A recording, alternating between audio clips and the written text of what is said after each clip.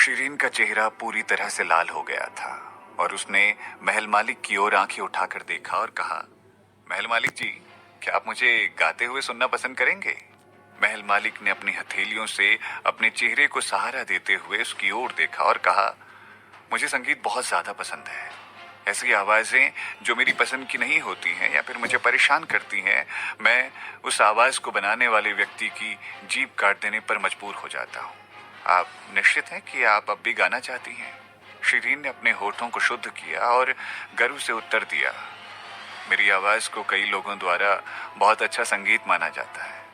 मैं केवल एक ऐसे व्यक्ति के लिए गाती हूँ जिसके पास संगीत को पहचानने के लिए पारखी नजर हो। महल मालिक ने मुस्कुराते हुए जवाब दिया, फिर तो मुझे आपका गाना सुनना ही होगा। आप कौन सा गाना गाने की सोच रही हैं? उन्होंने एक लकड़ी की बांसुरी बाहर निकाली और बोले, मैं आपके लिए एक धुन भी बजा सकता हूँ। शिरीन ने अपना सर हिलाया और उन्हें रोकने के लिए अपना हाथ बांसुरी के ऊपर रखा और कहा, नहीं धन्यवाद, मुझे एकल में गाना पसंद है। महल मालिक ने आह भरी और अपनी बांसुरी वापस रख दी। आप अभी बहुत छोटी हैं। आप नहीं जानती कि आपके लिए क्या अच्छा है क्या बुरा। क्या आप जानती हैं कि इस दुनिया में बहुत से ऐसे लोग हैं जिन्हें मेरी धुन की जरूरत है, लेकिन वो इसे पा नहीं सकते। रात सितारों से भरी हुई थी और उस झील को वनस्पतियों ने सजा दिया था। शिरीन ने गाना गाया और उसकी आवाज एक प्यारे माधुर्य की तरह थी। उसकी आवाज अजीब थी, लेकिन वो काफी सुरुचिपूर्ण थी, जैसे कि वो रात के आकाश में विलय हो रही हो। जैसे ही उसने गाना खत्म किया, उसकी आवाज रात में गूंजने लग पड़ी। महल मालिक ने धीरे से अपनी मदिरा के प्याले को आराम से नीचे रख दिया और मुस्कुराते हुए उसकी ओर देखकर कहा, तुम मेरे साथ काफी अच्छा व्यवहार कर रही हो। क्या तुम चाहती हो कि मैं तुम्हें यहाँ से जाने की अनुमति दे दूं? शिरीन ने उनकी ओर देखा और पूछा, क्या आप मुझे जाने देंगे? महल मालिक ने सख्ती से जवाब दिया, नहीं, बिल्कुल भी नहीं। ये मेरा कर्तव्य है और मैं इसको लेकर काफी गंभीर हूँ। शिरीन ने तुरंत कहा, मुझे पता है आप इस सब को लेकर बहुत गंभीर हो। यही वजह है कि मैंने जाने की बात कभी नहीं पूछी। आप एक समझदार बच्ची हैं। महल मालिक कृतज्ञ लग रहे थे और उन्होंने शिरीन पर थोड़ा एहसान जताने का फैसला किया। क्योंकि आप मेरे साथ इतनी अच्छी हैं, मैं आपको अपने कर्तव्य की अवहेलना किए बिना दो विकल्प दे सकता हूँ। एक, आप मेरे साथ आज्ञाकारी रूप से आएं और मैं आपको तैयारी करने के लिए 3 दिन दे सकता हूँ। इसके बाद आकाशीय मंच को आपकी वास्तविकता का परीक्षण करने के लिए फिर से खोल दिया जाएगा। आपका आकाशीय कौशल सच्चा है या नहीं देखा जाएगा। यदि आपके द्वारा कही गई बात वास्तविक है तो मैं आपको एक बड़ा उपहार दूंगा। यदि ये नकली हुई तो फिर। महल मालिक उससे आगे कुछ भी कहने से पहले रुक गए। फिर क्या होगा मेरे साथ, बताइए मुझे। महल मालिक ने शिरीन की ओर देखा और कहा, आपके पास कोई आध्यात्मिक शक्ति नहीं है, इसीलिए आपकी युद्ध कला को खत्म करने की कोई आवश्यकता नहीं है, लेकिन आपको गहरे काले जंगल में निर्वासित कर दिया जाएगा। उसके बाद ये आपके भाग्य के ऊपर होगा कि आप मर जाएं या बच जाएं। यदि आप सौभाग्य से किसी तरह बच निकलने में कामयाब होती हैं तो आप तब भी एक अच्छी छात्रा बन सकती हैं और मैं आपको व्यक्तिगत रूप से युद्ध कला के बारे में सिखाऊंगा। शिरीन ने तुरंत उत्तर दिया, मुझे ये सब सुनकर काफी अच्छा लग रहा है। तो उस समय आप मुझे अपनी छात्रा के रूप में अपने साथ ले जाएंगे? महल मालिक ने अपनी उंगली घुमाई और एक नरम स्वर के साथ जवाब दिया। भले ही उन्होंने ये सब खुद को बड़ा दिखाने के लिए किया। नहीं लड़की, उस समय तुम मेरी मंगेतर के रूप में मेरे साथ चलोगी, मेरी किसी छात्रा के रूप में नहीं। शिरीन बिल्कुल चुप रही। उसने अपने हाथों से कढ़ाई गिरा दी और वो लगभग उसके पैरों की उंगलियों पर जा गिरी। आप ये क्या कह रहे हैं? उसका मंगेतर रमाकांत राव पहले से था। उसने उस भयानक शादी को खारिज करवाने के लिए उस आदमी को जेल में भिजवाया था, जो करने के लिए उसे बहुत सारे पापड़ बेलने पड़े थे। अब अचानक से उसके लिए तय की गई एक और शादी कहां से बाहर आ गई थी? ये सब उसे काफी बेतुका लग रहा था। महल मालिक ने कढ़ाई को जमीन पर गिरते हुए देखा और कहा, क्या ये खबर आपको पसंद नहीं आई? प्रसन्नता की बात नहीं है, लेकिन ये बहुत चौंकाने वाला है।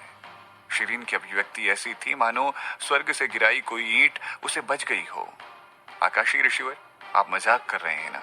क्यों, है ना? ये होना बिल्कुल असंभव है। मैं इस तरह की किसी भी चीज के बारे में बिल्कुल नहीं जानती हूँ और ना ही कभी किसी ने मुझे बताया। महल मालिक ने अपनी बाहों को उठाया और कढ़ाई उठा ली और उसे वापस शिरीन को सौंप दिया। यह शादी 13 साल पहले ही शुरू हो चुकी थी। शिरीन ने झुंझलाहट के साथ उनकी पूरी कहानी सुनी। 13 साल पहले मैं तुम्हारी माँ से मिला था। तुम एक बंदर के समान बहुत ज्यादा पतली थी। तुम्हारी माँ ने मुझसे तुम्हारा भाग्य बदलने के लिए कहा था। उस समय मैं बहुत अच्छी मनोदशा में था और मैंने तुम्हारी माँ की बात मान ली। तुम्हारी माँ के अनुरोध करने की शक्ति काफी तेज थी। मैंने गणना की कि तुम 15 वर्ष तक की आयु तक जीवित नहीं रह सकोगी, क्योंकि तुम्हारे रास्ते में एक बहुत बड़ी आपदा आने वाली थी। केवल एक सम्मानित स्तर पर विराजमान दूल्हे के साथ किया गया विवाह ही इस आपदा को रोक सकता था। लेकिन उस समय आपकी शादी रमाकांत राव के साथ तय हो चुकी थी। उसकी क्षमताएं और स्थिति बहुत ही औसत सी थी और वो आपदा को तोड़ने में असमर्थ लग रही थी। आपकी माँ ने मुझे कोई समाधान बताने के लिए निवेदन किया और मैंने उनकी बात मान ली और इसीलिए मैंने उन्हें आपसे शादी करने का सुझाव दिया। लेकिन मेरी कुछ शर्तें भी मैंने पेश की। पहले रमाकांत राव के साथ किया जाने वाला आपका विवाह बर्खास्त कर दिया जाए। दूसरा, अगर आप 15 साल की होने से पहले अंधेरे जंगल से बचकर बाहर निकल पाई तो मैं आपसे शादी कर लूंगा। ये गलत है। ये सब तो पहले से ही तय किया जा चुका था। ये सरासर नाइंसाफी है। शिरीन ने महल मालिक की ओर ऐसे देखा जैसे कि वो कोई विदेशी व्यक्ति हो। उनके जैसे लोग अपनी शादी इतनी आसानी से कैसे छोड़ देते हैं? ये सब करना क्या इतना आसान है? मैंने कभी किसी को इस चीज का उल्लेख करते हुए नहीं सुना। ये सब बातें आपकी माँ और मेरे बीच एक समझौते के तहत हुई थी। किसी और को इसके बारे में सूचित नहीं किया गया था। महल मालिक ने उसे प्यार से समझाया।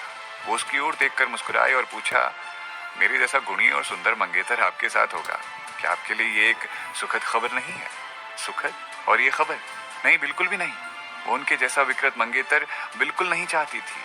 आकाशी ऋषिवर, आप मजाक काफी अच्छा कर लेते हैं, लेकिन ये चीज बिल्कुल भी हास्यास्पद नहीं है। आप मुझ पर विश्वास क्यों नहीं कर रही हैं? आपको लगता है कि मैं आपको बेवकूफ बना रहा हूँ, वो भी विवाह के नाम पर? महल मालिक ने बड़े ही अप्रत्याशित स्वर में उससे पूछा। आप चारों ओर सबको बेवकूफ ही तो बना रहे हैं। हालांकि मुझे आपके इरादों का तो पता नहीं है, लेकिन आप स्पष्ट रूप से बहुत बड़े मूर्ख हैं। शिरीन ने यह सब अपने मन में सोचा, लेकिन ये सब वो जोर से नहीं कह सकती थी। शिरीन मुस्कुराई और कहा, आपके पास किए गए इन दावों का समर्थन करने के लिए कुछ भी नहीं है। इसके अलावा मुझे विश्वास नहीं हो रहा है कि मेरी माँ मुझसे 2 पुरुषों की शादी करवाएगी। महल मालिक ने काली अंगूठी बाहर निकाली। ये रेशम की तरह चमकदार थी और सोने से बनी हुई थी। ये अंगूठी आपकी माँ द्वारा मुझे दी गई थी आपसे सगाई करने के लिए। आपकी जन्मतिथि और जन्म का समय इस पर नक्काशित है। क्या आप इस पर एक नजर रखना चाहती हैं? इसके अलावा आपकी माँ ने आपकी शादी 2 पुरुषों से तय नहीं की थी। मैंने केवल ये कहा था कि आपको पहले मेरी शर्तें पूरी करनी होगी। शादी से पहले पूरी की जाने वाली शर्तों पर हम दोनों की सहमति बनी हुई थी। वो अंगूठी काफी मूल्यवान लग रही थी और शिरीन ने अपनी जन्मतिथि और जन्म का समय भी उस पर लिखा हुआ देख लिया था। हालांकि उसे उस अंगूठी के साथ कुछ गड़बड़ महसूस हुई, लेकिन महल मालिक ने उसे किसी भी तरह से उस अंगूठी पर उंगली को नहीं रखने दिया।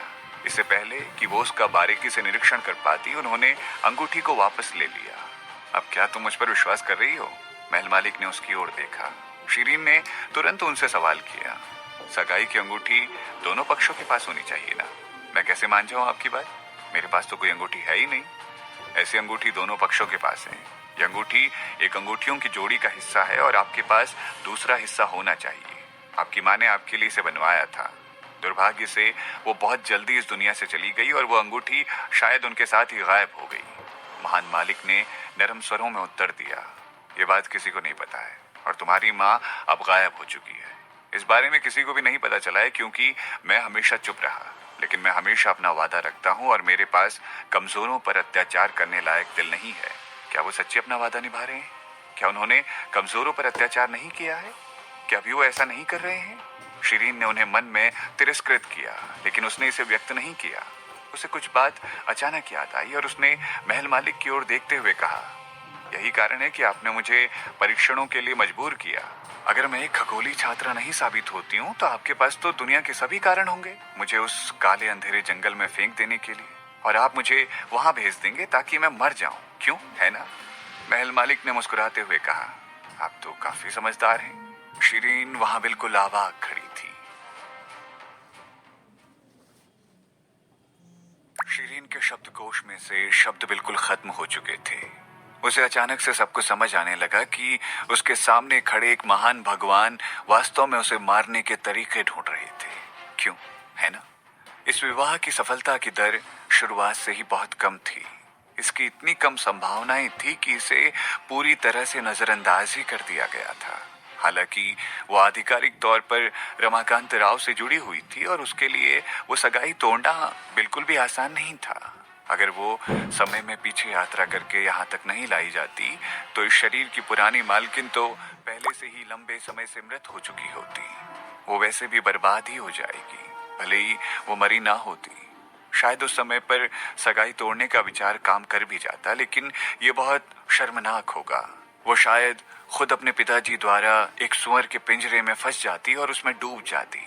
इसीलिए भले ही आकाशी ऋषि व्यास साहू जी ने वजीर श्याम सिंह की पत्नी पर इस तरह का एहसान किया हो, लेकिन यह एहसान एक तरह से नगण्य ही था। ये सब काम करने वाला तो नहीं था। ये सारी की सारी उसी की गलती थी कि उसने बिना किसी नुकसान या नाराजगी के सगाई को तोड़वा दिया, जिस कारणवश आकाशी ऋषि व्यास साहू जी को संकट की भावना का एहसास हुआ। यही कारण है कि वो लगातार उसे काफी समय से देख रहे थे और इतनी निष्ठा से उसका परीक्षण करने के लिए उसे वापस ले जाने की कोशिश कर रहे थे, क्योंकि उसके काले जंगल से जिंदा बाहर निकलने का मौका इतना छोटा था कि अगर वो मर जाती तो सगाई वैसे भी नहीं होती। ऋषिवर, क्या होगा अगर मैं एक शिष्या पैदा हुई होती तो? इस शादी का तब क्या होता? शिरीन ने महल मालिक के सारे स्पष्टीकरण लेने के लिए ये सवाल पूछने का फैसला किया। यदि आप एक शिष्या पैदा हुई होती तो आपको काले जंगल में जाने की आवश्यकता नहीं पड़ती। ओह, मुझे कहना चाहिए था कि तभी आपको तय करने का हक होता है कि आप इसे करना चाहती हैं या नहीं। यदि आप मुझसे शादी करना चाहती हैं तो आप कर सकती हैं। एक बार ये सगाई तुरंत ही वैध हो जाएगी, तब आप जीवन आराम से गुजार सकती हैं। शिरीन ये चीज अपने दिल में बहुत अच्छी तरह से जानती थी। यदि वो एक शिष्या के रूप में जन्म लेती तो वो काले जंगल में जाने जितनी मंदबुद्धि तो नहीं होती। वो इसके बजाय असली जिंदगी में 15 साल शांति से बिताना पसंद करती।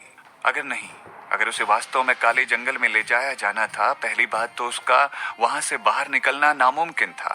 पर अगर वो जैसे तैसे करके बाहर आ भी जाती तो भी वो अपनी पुरानी वाली शिरीन के रूप में बाहर नहीं आने वाली थी। बहरहाल उसे सिर्फ इस निरर्थक जुड़ाव को वैध नहीं बनने देना चाहिए था। नहीं, रुको, उसे उन लोगों की योजनाओं के अनुसार चलना ही क्यों पड़ रहा था? महल मालिक, पहले आपने कहा था कि आप मुझे 2 विकल्प देने वाले हैं। दूसरा विकल्प सरल है। यदि आप मेरी आज्ञा का पालन नहीं करती हैं तो आप मुझसे लड़ने का पूरा प्रयास कर सकती हैं। मैं आपको बेहोश कर दूंगा और आपको वापस ले जाऊंगा अपने साथ, और फिर अगले दिन परीक्षण की पूरी प्रक्रिया को शुरू करूंगा। पागलपन, ये पागलपन स्पष्ट रूप से उसे पूरी तरह से एक ही विकल्प के साथ छोड़ रहा था। सौभाग्य से वो खुद तीसरे विकल्प के लिए तैयार थी। वो घूमी, खड़ी हुई और बोली, मूल रूप से मेरी 3 मछलियां केवल 3 दिनों के लिए जिंदा रहने में ही मदद कर सकती हैं। ऐसा लगता है मैं केवल पहला विकल्प चुन सकती हूँ। शानदार, अब हम वापस चलते हैं, देर हो रही है। महल मालिक उठ खड़े हुए। जब वो कुछ करने जा रहे थे तो वो अचानक अपने पैरों पर लड़खड़ा गए, जिसके कारण उनका बड़ा शरीर थोड़ा हिल गया। महान मालिक, आपके साथ क्या हो रहा है? क्या आप बहुत ज्यादा नशे में हैं?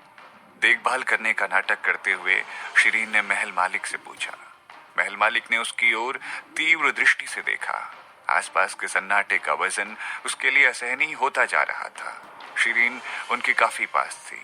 वो उसे देख रहे थे और वो उसे पूरी तरह आराम से लोहे के बर्तन को पकड़े हुए देख रहे थे, जिसको उसने मछली पकाने के लिए इस्तेमाल किया था। महल मालिक थोड़ा मुस्कुराए और कहा, लड़की, तुम्हारी हिम्मत कैसे हुई मुझे जहर देने की?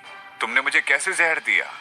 उनकी आवाज का स्वर हवा की तरह नरम था, मगर फिर भी उनका दम घुट रहा था, जैसे कि एक बहुत बड़ी आंधी अपनी जमीन तैयार करने वाली हो। इस तरह डर को दूर किया। शिरीन की आंखों में एक तेज और उज्जवल रोशनी थी। वो उस पर लगाए आरोपों से इनकार करने के लिए वहां नहीं खड़ी थी। मुझे क्षमा करें महल मालिक। महल मालिक ने फिर से थोड़ा सा कदम आगे बढ़ाने के लिए रखा। उनका चेहरा हरा हो गया था। विष स्पष्ट रूप से प्रभावी होने लगा था। अजीब बात है, मदिरा मेरा था, मछली जहरीली नहीं थी, तो आखिर आपने जहर कब डाला? उन्होंने घबराहट में पूछा। शिरीन हंसी। एक नरम आवाज के साथ उसने कहा, ना तो मछली और ना ही मदिरा जहरीला था। आप उस तरह के जहर का अनुमान लगा सकते हैं जो आप में इस वक्त है। मुझे यकीन है कि आप बहुत अच्छी तरह से अनुमान लगा सकते हैं। महल मालिक अवाक थे। वो थोड़े स्थानांतरित हो गए, जैसे कि वो कुछ करने वाले हों, लेकिन उनके पैर इतने कमजोर थे कि वो वापस अपनी कुर्सी पर गिर गए। उन्होंने उसकी ओर देखा और मुस्कुराते हुए कहा, लड़की, तुमने मुझे 2 बार जहर दे दिया है। शीरीन हल्के से मुस्कुराई, फिर वो महल मालिक की ओर मुड़ी और कहा, आप ये कह सकते हैं कि आप काफी बदकिस्मत हैं। ओ ठीक, मैंने आपको याद दिलाया था कि आप इसीलिए मुझे दोष ना दें। आपको मैंने पिछली बार जो जहर दिया था वो काफी तुच्छ सा था। आप उसे आसानी से अपने अंदर से बाहर निकाल सकते थे, वो भी बिना अपने शरीर को नुकसान पहुंचाए। मगर इस बार ये अलग किस्म का जहर है। आपको लगातार 3 दिनों तक शांत रहकर ध्यान लगाने की आवश्यकता पड़ेगी और कुछ समय के लिए आपको किसी भी आध्यात्मिक शक्ति या आंतरिक क्षमताओं का प्रदर्शन नहीं करने का परहेज करना होगा, अन्यथा नहीं तो क्या होगा मेरे साथ? तुम्हारे घातक जहर मुझे मार डालेगा क्या? महल मालिक ने अविश्वास में अपनी पलकें उठा ली। ना, ये उतना घातक जहर नहीं है। मैं अपनी इच्छा के अनुसार हत्या ना करने जितनी दयालु औरत तो हूँ। ये जहर आपको लंगड़ा बना देगा। ये सब वास्तव में आपके लिए कोई बहुत बड़ी बात भले ही नहीं होगी, तो फिर आइए, अगर आप एक लंगड़ा बनने से डरते नहीं हैं तो आप चाहें तो आगे बढ़ सकते हैं और मुझे पकड़ सकते हैं। आइए और मुझे ले जाइए। शीरीन ने अपने बागे को लहराया और वो दूसरी ओर मुड़ गई और चंद क्षणों के भीतर वो वहां से आसानी से गायब हो गई। नदी का किनारा अपनी सामान्य शांति पर लौट आया था। महल मालिक का बागा हवा की झोंकों से बह रहा था। हवा में मदिरे की खुशबू, मछली की सुगंध और शीरीन की हल्की फुल्की गंध अभी भी मौजूद थी। महल मालिक अपनी आस्तीनों को ऊपर करके वहां बैठे हुए थे। वो झील की सतह को देख रहे थे और अपने आप में कुछ चिंतन सा कर रहे थे। अचानक वो मुस्कुराए। उनके मुंह के कोने ऊपर की ओर मुड़ गए थे। फिर वो हंसते हुए ऊपर की ओर उठ गए। उनकी हंसी काफी संक्रामक थी, जैसे बांस के जंगल में से हवा की सरसराहट की आवाज हो, और उनकी मुस्कान खिड़की से चमकती चांदनी की चमक की तरह थी। उनकी हंसी धीरे धीरे ऊंची होने लगी, फिर और ऊंची, और उनकी हंसी की आवाज उठती ही चली गई और झील के चारों ओर उनकी हंसी की लहरें पैदा होने लग पड़ी, क्योंकि उनकी हंसी की आवाज ने सतह पर लहरों की एक श्रृंखला पैदा कर दी थी और ये उनकी ताकत को दर्शाती थी। उनकी हंसी काफी ज्यादा भयावह थी। आलस से वो अपनी कुर्सी पर बैठ गए और उनकी आंख के कोने ने उन्हें दूर से कुछ दिखाया और वो बोले, तुम चारों बाहर निकलो और अपने आप को दिखाओ। हवा थोड़ी सी थम गई। 4 युवक फिर कहीं से अचानक बाहर आते दिखाई दिए। वो सुरुचिपूर्ण कपड़े पहने हुए थे और सभी काफी अच्छे दिख रहे थे। ये वो नौजवान थे जिन्होंने जहाज को चलाया था। जाहिर तौर पर वो सभी असाधारण युद्ध कला के धनी थे। जब वो नीचे उतरे तो हवा में धूल की एक हलचल भी नहीं हुई, यहाँ तक कि छोटे फूल भी उनके पैरों पर बस थोड़ा सा झुक गए थे। उन चारों ने महल मालिक को प्रणाम किया। ऋषिवर, महल मालिक ने उन्हें देखा और कहा, क्या आप सभी इस नाटक का आनंद ले रहे हैं, है ना?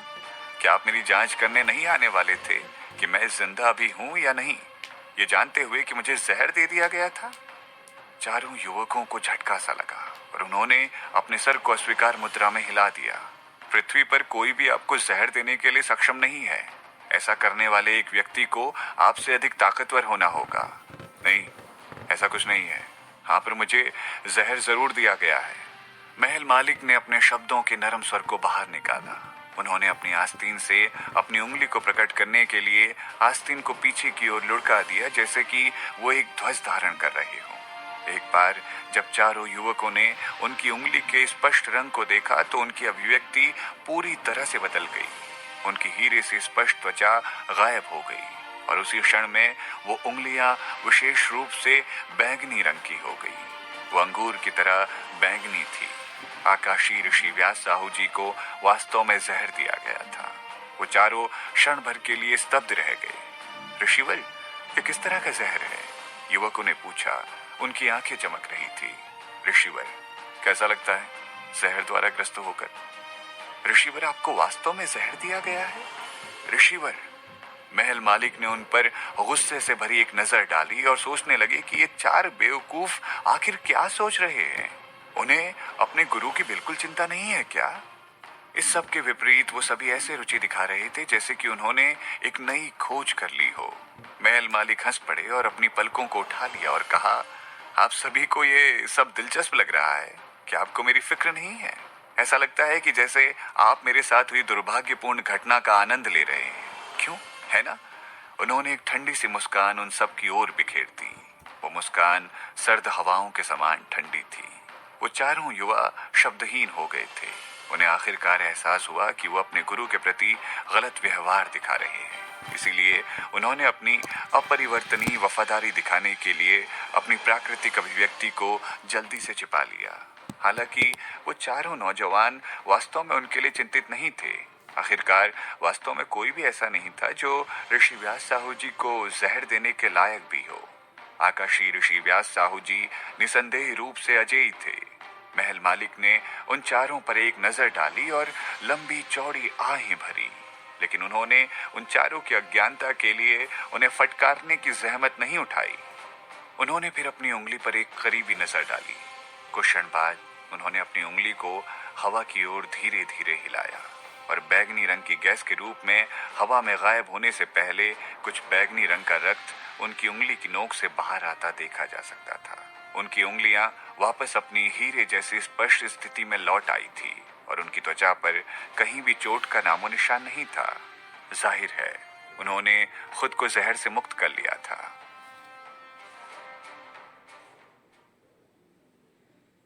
उन्होंने चार नौजवानों को अपने